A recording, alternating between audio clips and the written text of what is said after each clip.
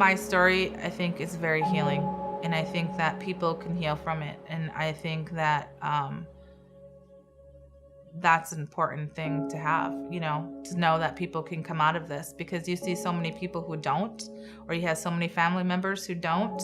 To see somebody that actually does come out and hear where they've been and what they've gone through is very powerful.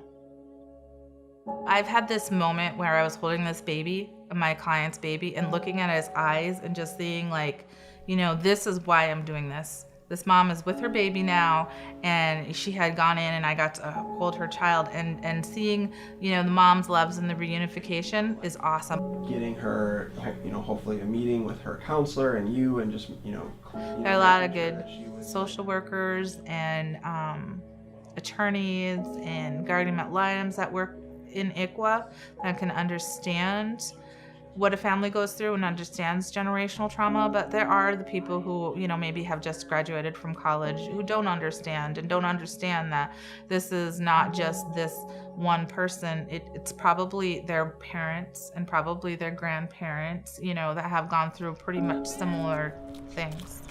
He got you something.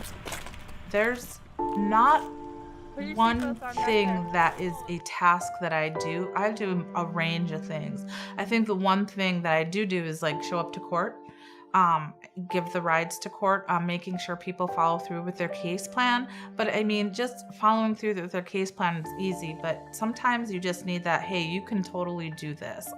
I think it's really hard to look at moms who lose the rights to their kids as people who know their kids. I think that since you lose your kids, or you have an addiction, or you have a past that's not the best, that people don't understand that you still know your children. Finding culturally appropriate treatment for clients. We have a lot of urban natives, but we have a lot of people who travel back and forth and are very involved in their culture, and understanding that, I think, is very important, because if you don't understand it, I think that people will tend to leave or walk out. Our culture is fading, and if we don't keep and strive to keep our families together, we could lose that. You can't just say, okay, you did your case plan, you can have your kids back. You have to also work towards healing them.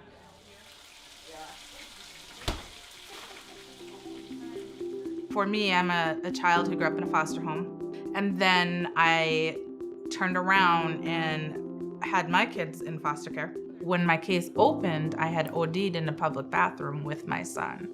He didn't deserve that. What if he coughed and aspirated and, anything could have happened at that point in time. So I'm very fortunate that I got another chance to raise my kids.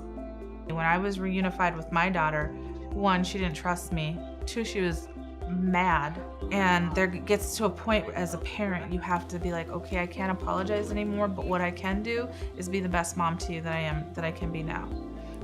I used to look out and think, what is it like to be normal, when I would be withdrawing? I can't even, what are those? They're not even worried about, anything. I didn't know what that felt like. And I think the fact that every day I can just wake up in my own place, and me and my daughter go to lunch often, and I can have my son here, take care of him, is the best feeling ever. And I don't think that feeling will ever go away, or that I'll ever take that for granted. A lot of my clients are like, thank you. A lot of the stories or the things they go through, I've experienced myself. And, to show them that it's possible to make it out of hell is, I think, really important. And to have somebody that said, you know what, I didn't have that happen, but this is what happened to me. And I think that gives them hope.